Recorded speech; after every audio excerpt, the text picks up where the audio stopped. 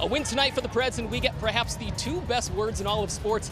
Game 7, a loss, and it's the official start of the offseason. From the grounds of Harpeth Hall to the Olympic podium, Gretchen Walsh has been on a meteoric rise in the world of swimming. Her world record, Olympic record, and now 2 Olympic medals are ringing loudly here at home. The question for coaches is, how do you keep morale up? Well, the saying is, boys and their toys, and the Predators are no exception. Just like their stadium, Vanderbilt football is going through a remodel. Following a 2-10 season, the Commodores made some major changes to their staff and roster this offseason. It's the start of a new season, and Nashville SC is donning their new 615 kit today for the season opener. The team hoping the new threads can bring a little bit of magic. Stay tuned. We'll be right back.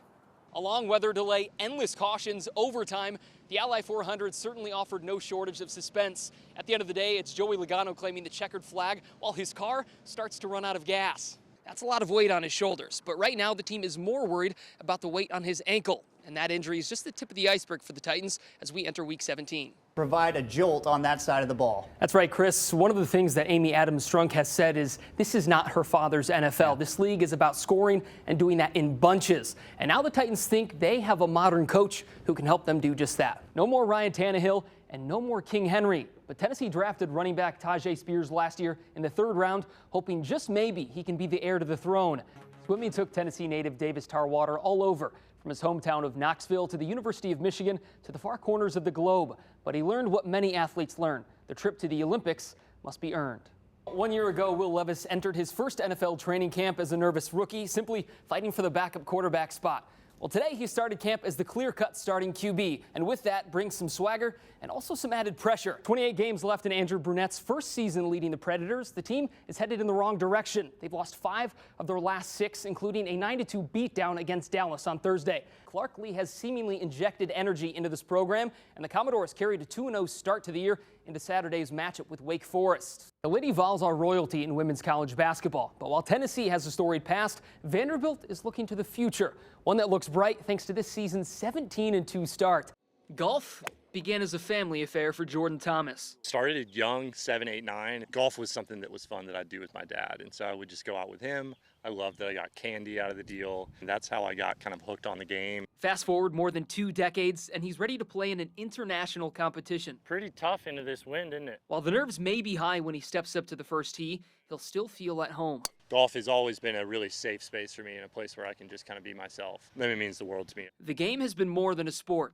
It's been a friend, an escape, and a reason to keep going when he needed it most.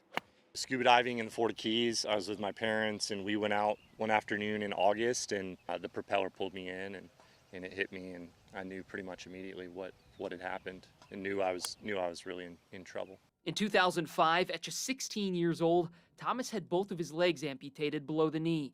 He lost his legs, but not his passion. The one thing that I was so determined to get back to was like, I'm going to get on the golf course. His love for the game remained, but the way he could play changed.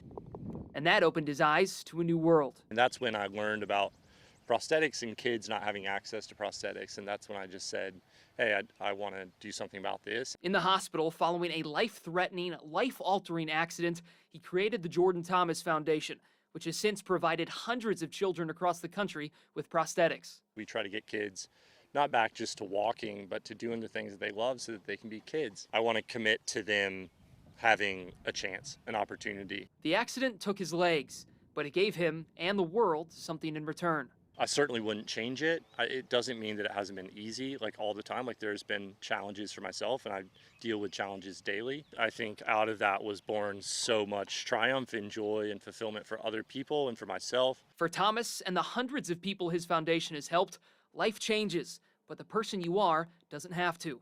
When I'm out here, I don't think of my disability. I just am a golfer, and that's the way that I think everyone with any kind of disability wants to be seen. Thomas turned his tragedy into an opportunity to help people not only survive, but to live.